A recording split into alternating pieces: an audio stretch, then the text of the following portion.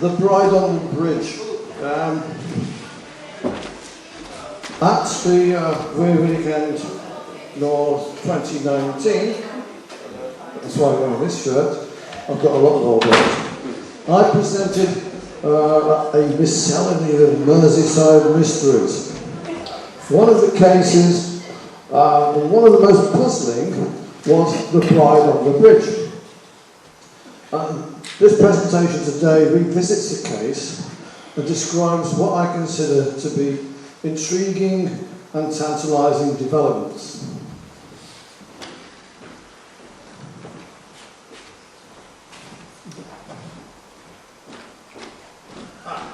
Steve. I'm pressing it and it's not working. Is it on there? Yeah, so it's that one. On the right. Oh, that's right. There's apparently a vintage fair somewhere, so I'm old enough to be sold, I think. Okay. Right, it's no longer the bride on the bridge, but the bride on the bridge and the bride under the bridge.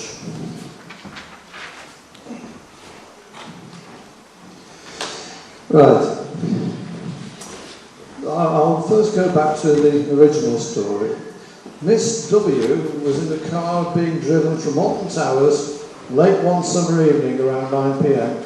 on the 13th or the 14th of August, probably in 2008.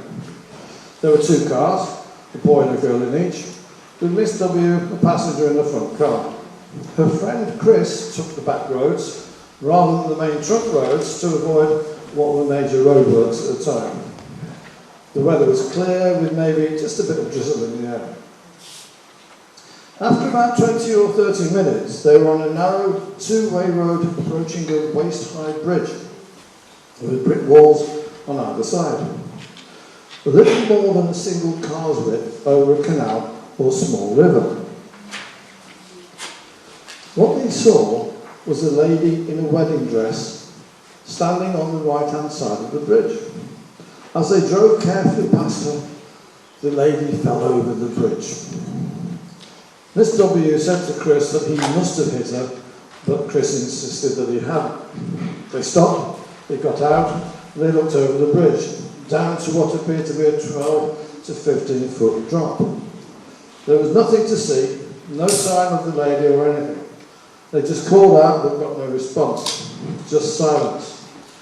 Their friends were right behind them but hadn't seen exactly what had happened, but they stopped to help. They couldn't call the police or an ambulance because it was in a dead spot really, no mobile phone signal. They agreed that Miss W and Chris should drive on to find a telephone or get a signal while the friends stayed on the bridge. After about 3 minutes they came to an isolated public house, maybe accommodating 50 people, car park not very large, with most of the cars parked on the road. There were some houses nearby. They asked for a telephone and described how the lady had been on the bridge and had then fallen over the wall. They were greeted by a deathly silence, and it wasn't the slaughtered lamb. The landlady explained that they had seen the ghost of Sarah, who had fallen off the bridge and drowned on her wedding day 25 years previously, wearing her wedding dress. The phantom had been witnessed every year on the anniversary. Miss W and Chris were naturally shocked, but accepted her word and so didn't call the police or an ambulance. They returned to their friends before setting off on the remainder of their journey back to Merseyside. Now, this is a very intriguing story and it's got potential folkloric elements. Unfortunately, Miss W cannot remember its sufficient detail to enable identification of the bridge and the pub. E.g., were they driving on roads leading north or south of Stoke-on-Trent? I contacted Alan Murdy of the Ghost Club, but he knew nothing about that sort of story. And the local weekend co-presenter, Mike Walters, he used his excellent local contacts, but again, no joy. I went as far as doing a call in the local papers to see if anybody had seen anything or knew anything, but that brought no new information at all. Even of somebody called Sarah falling off the bridge on her wedding day, which you would have expected to have been in the press at some point. So you get round to, is there a possibility of mist generated by the watercourse, which then evaporated? If you're travelling in a westerly direction around sunset, which would have been their case, could the light from the setting sun and the mist play tricks with whatever was near the bridge, such as trees or bushes? The friends could then possibly rationalise the disappearance of optical phenomena as the bride falling over the side. What is the reaction and response from the people in the pub? I believe that there are three possibilities. They were telling the truth, but then why wasn't the story of Sarah's demise well known in the local, if not the national press? Or they were familiar with the local atmospheric or weather phenomenon relating to the bridge, which had developed into a ghost story that they liked to tell to passing travellers. Or they were simply having a laugh. The landlady wouldn't have to ask, "Are you local?" to panicking Merseyside kids who arrived with an apparent outlandish tale. Why not humour them with a story made up on the spot? None of the regulars would have contradicted him. That's all pure speculation on my part. But I can say that Miss W and her friends sincerely believed that they had had their experience, which was reinforced by their subsequent actions to seek help. Mike Walters' Mysteries Group did try very hard to identify the location, but drew a blank. And I discussed possible sites with Tony Hayes Vassap, but again, nothing fitted.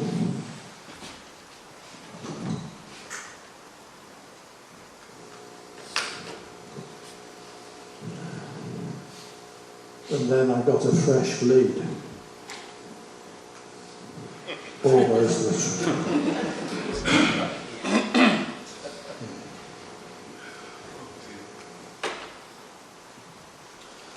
After my 2019 tour, Mike Walters called me to say that some of regulars here to this conference were aware of someone who had also seen a ghost bride in Staffordshire.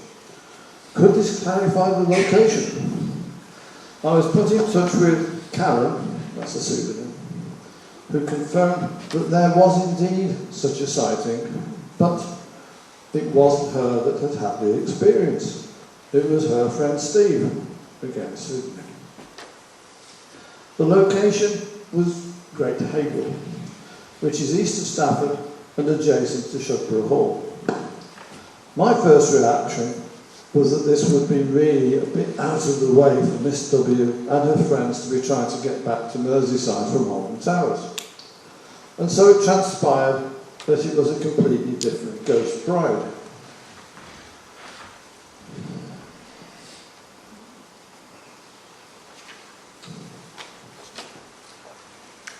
Karen acted as a go-between between me, for me, with Steve. Steve's story is as follows. On the afternoon of Sunday the 29th of July 2012, Steve had been to the Great Haywood village shop. He was walking through the woods with his dog Tilly, heading towards the canal where the narrowboats are moored. Passing underneath the railway bridge, just before the iron bridge that goes over the Trent and Mersey Canal, he caught sight of something out of the corner of his eye. He turned around to see who it was, thinking it was someone else out walking their dog. But no one was there. Indeed, there was no one around at all. Nevertheless, Steve felt that someone was there in front of him and that he was being watched.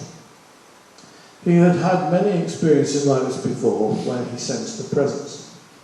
So, using his mobile phone, he decided to take a photograph of the area by the wall of the railway bridge where he had sent someone to be. When he got home, he lives on one of the narrowboats, he looked at the photo and was shocked to clearly see the image of a young woman in front of the wall.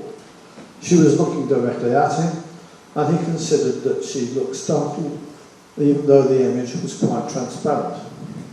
She appeared to be wearing a veil around her head and carrying a small posy of flowers. He thought she looked around 23 years old, although she could be younger. He named her Emily, as that is the name that came to him when he saw her. And this is a photo of Emily in this spot.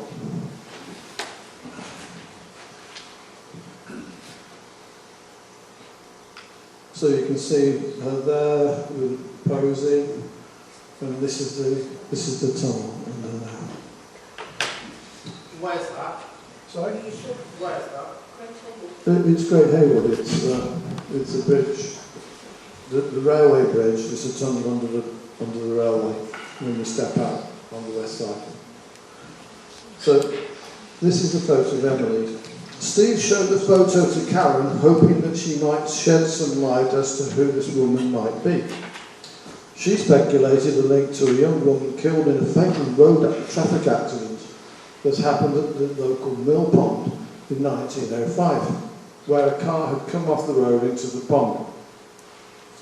Interestingly, Tilly the dog didn't react at the time of the incident, as some dogs can do when there is something paranormal going on. Karen shared Steve's photo with a local Facebook group, and an elderly gentleman who's lived in the village all his life said he recognised this young woman and had often seen her crossing over the nearby Essex Bridge towards Shugborough Hall in the evenings when he was out walking his dog. She passed him and then simply vanished. Now, the next slide is a picture of, this is the Essex Bridge, just by Shugborough Hall, over the river. The road traffic accident involved the niece of Mrs. Challoner, the wife of the town clerk of Hanley.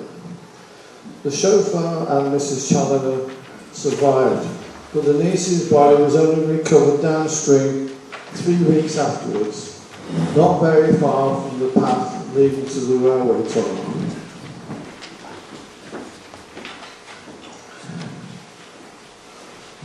So, what to make of all this? Clearly, she is not the Alton Towers ghost bride. On one unrelated ASAP webinar, good timing CJ, the chair, CJ Roma, said that there were no photos of ghosts that could be said to be entirely genuine. So I thought, well, maybe the Emily photograph might be one. And I sent it to CJ for him and his colleagues with photographic skills to check over. They expressed scepticism as to it being a real ghost photo, and CJ shared an image he had downloaded off the internet from Facebook.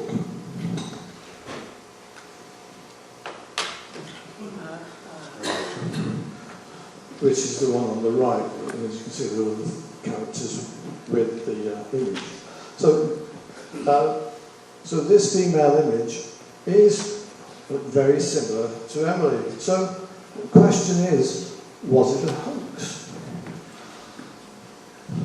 I accept that the image of Emily looks a bit like a two-dimensional superimposition of one photograph onto another.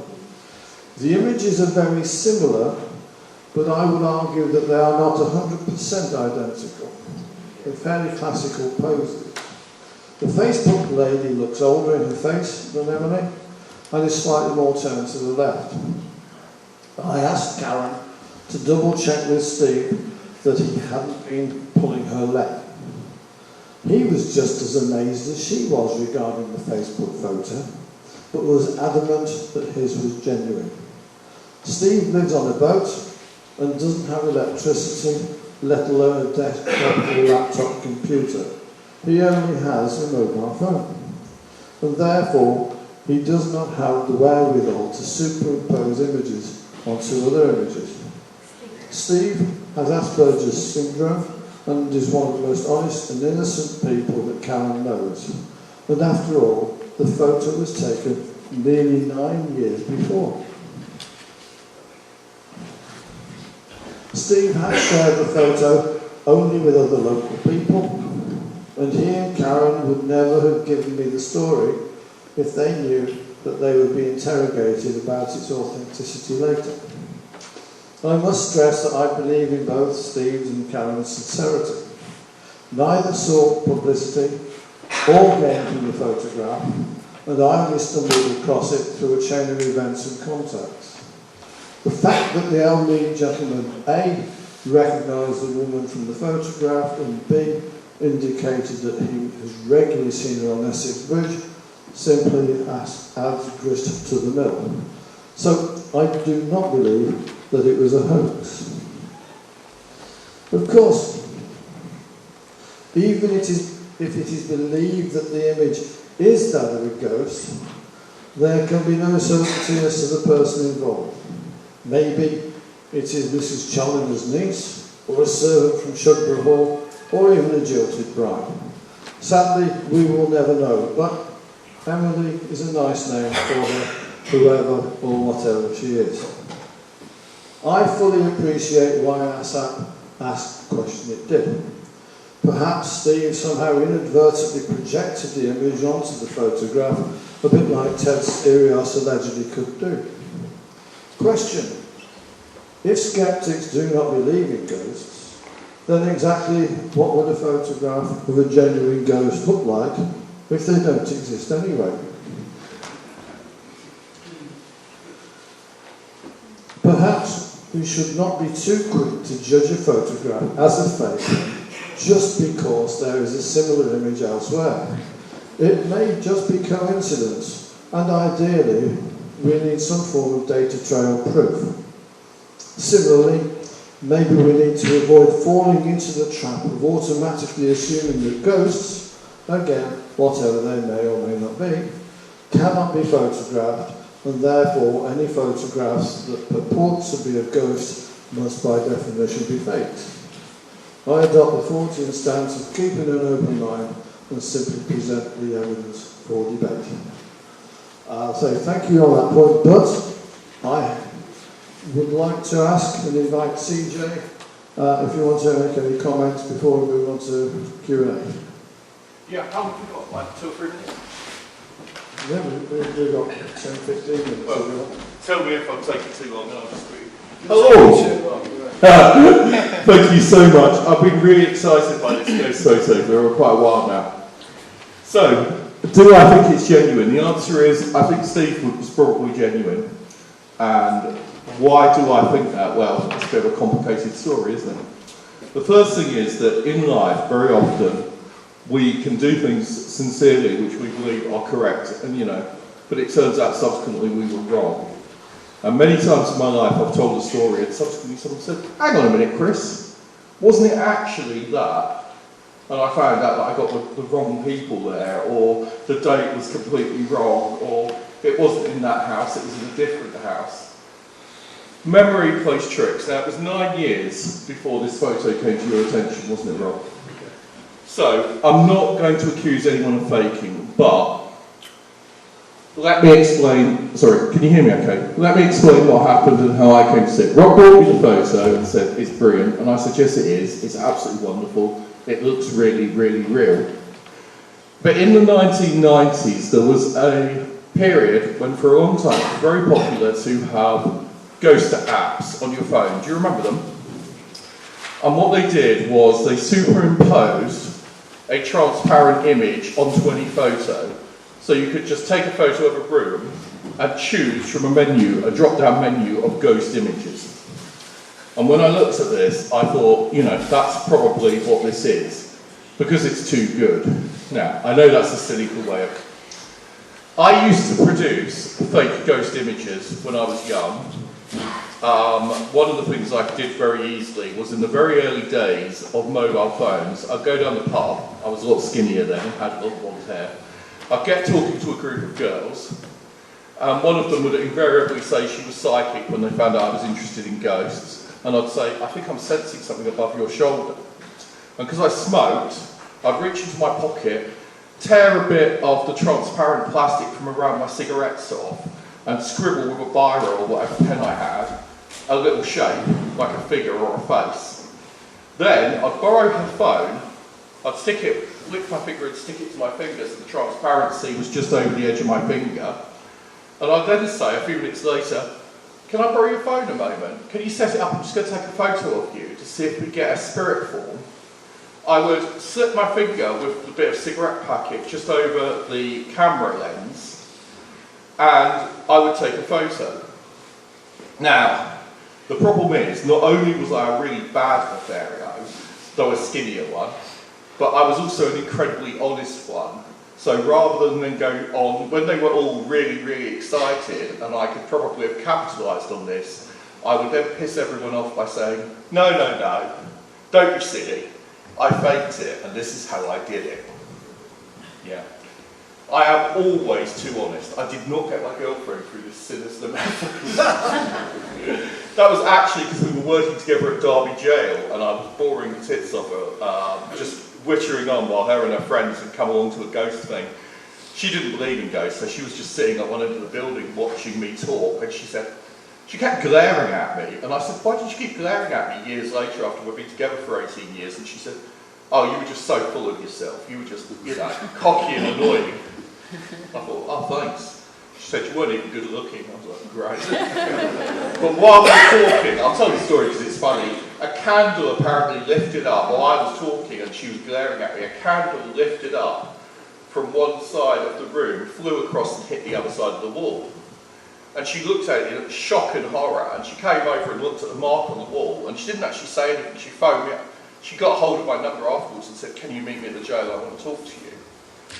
And I turned up thinking it was one of the many women I'd been trying to schmooze that night, and it turned out to be an angry woman who glared at me. So I blamed demons from how me and Dr. Becky Smith, parapsychologist, got together. To show you my honesty, at some point after that, she turned around and said, Chris, you know, I think we should go out and spend some time. Let's go to a ghost hunt. Oh, why don't we share a hotel room? And I said, you don't want me. I'm old, fat and bald, you know. You want to be a parapsychologist. So she went and did a PhD in parapsychology and still ended up coming back to me. So there you go. It's a romantic story of demons, isn't it? Back to the plot. So apart from my shenanigans in the 90s, in the 1990s there were all these ghost apps. One of the things we've done is I bought as many of them as I could. And I've made a collection of ghost app photos. Furthermore, there's an even better collection available online at a site called There's a Ghost App for that. And if you go to There's a Ghost App for that, you can go through pages, and what they did was exactly the same thing as ASAP did. They bought a load of them and grabbed all the images. The image on the right is taken from a ghost app. So it would be superimposed directly onto the actual picture. So it's just a simple trick. However, if so, the picture's been cropped, because obviously there's no baby standing, there's no tombstone, etc., etc. Does this tombstone here exist in this photo? I don't know. Do you think that's the same thing that you can see at the bottom? I thought it was the same image. So, when I found it, one on the right is of a Filipino lady getting married, one on the left is a ghost lady from Staffordshire, is that right? Yeah. Cheshire, somewhere around there? Staffordshire. Yeah. I spent ages reading through the newspaper reports. I read about the crash of the lady who was thrown out of the car and whose body was found 2 days later. I spent a long time trying to go around on Google Maps trying to identify bridges for the other crash in your article. It's a fascinating article in the 14 Times Bridge. I took it very seriously, and I thought the Emily story was wonderful. But on finding this, I became cynical. So, all you actually needed to do to get this photo was to download an app. which cost about £1.99.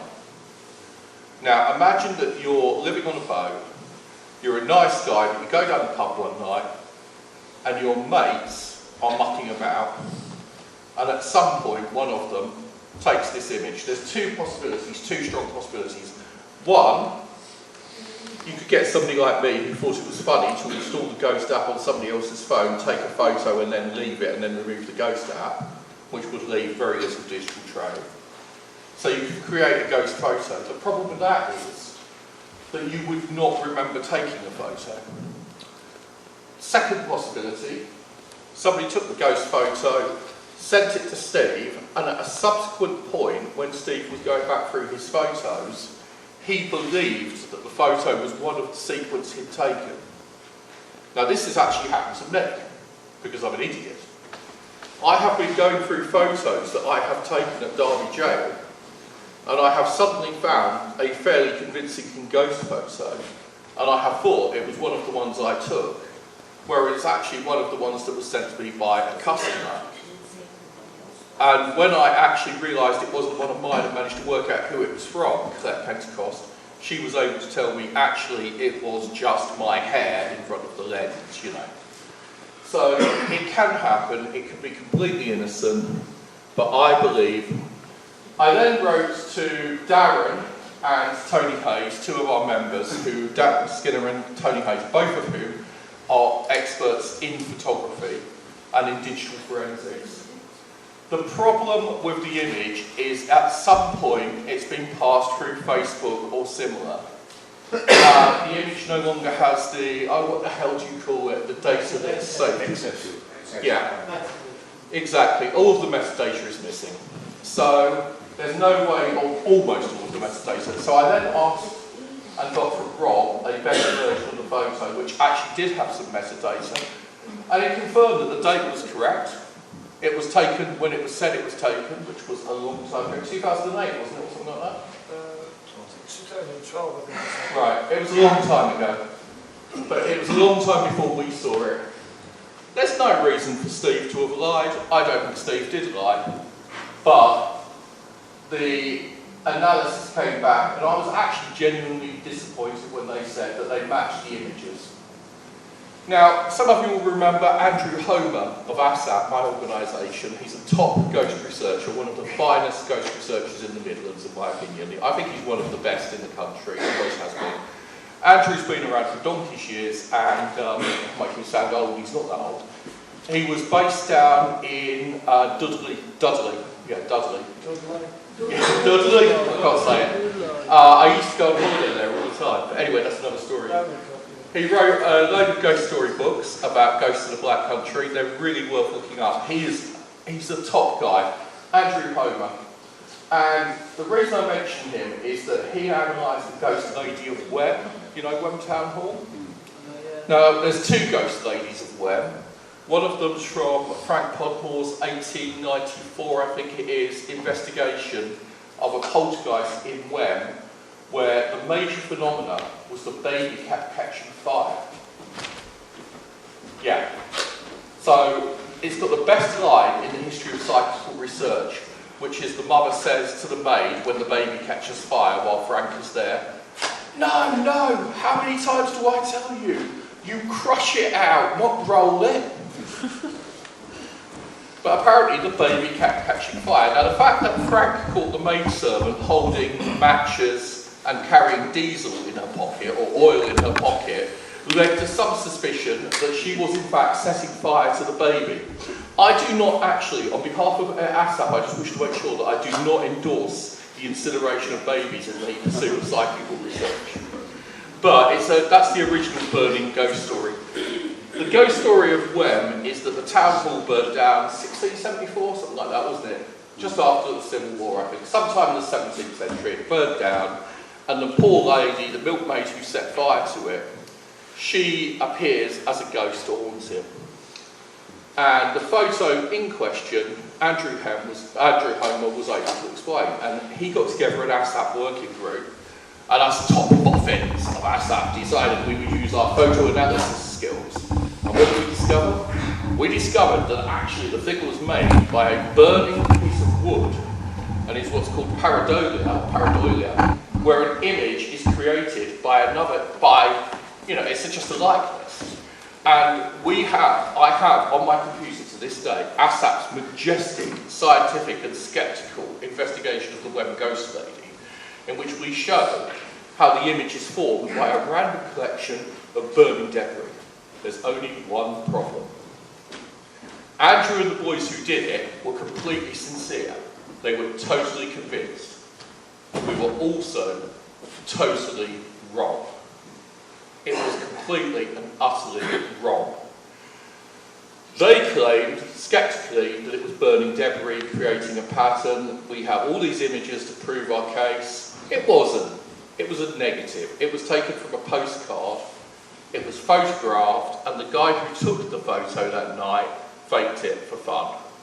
And he created a mystery that caused romance and excitement and made people's lives better for a little while. And I think, poor old boy, he's dead now. Glad he died before it was revealed. And the Ghost Lady of Wem is a classic photo. But the best thing he did, in my opinion, the real achievement of his fate, was not giving people a little bit of excitement and romance in their life for a few hours. It was actually showing us that we were a bunch of... It showed us that our sceptical explanation was a load of crap. And I tease Andrew about it, but as I said, he's one of the best. And he also agrees with me that the value of the ghost story, the Wem story, is humility. That no matter how many initials you've got after your name, no matter how clever your organisation thinks it is, you could come up with a whole load of rubbish to justify your own opinions. And that's what ASAP did in the 90s. So, I'm the chair of ASAP, I'm allowed to say that we got it wrong. Am I wrong this time? Probably. Is it actually a ghost photo? Hopefully. I'd much prefer to think it was Emily than a ghost app. So, at the end of the day, believe as you will. When sceptics tell you something is the case, like me, and I say, this is clearly a ghost hoax, I am also humble enough to say, I might have got it wrong. And my ghost experts who came back to me and said, it matches 100%, well, they're the same people who said that Wem was burning. No, they're not the same people. But, experts can be wrong. And especially ASAP, because we are not by any means good at what we do some of the time. Quite often we make it up as we go along. If any of you would like to join ASAP and learn how to be competent, we are always looking for people. So, anyway, thank you very much. Rob, is that okay? That was great. Thank you very much. Okay, thank you.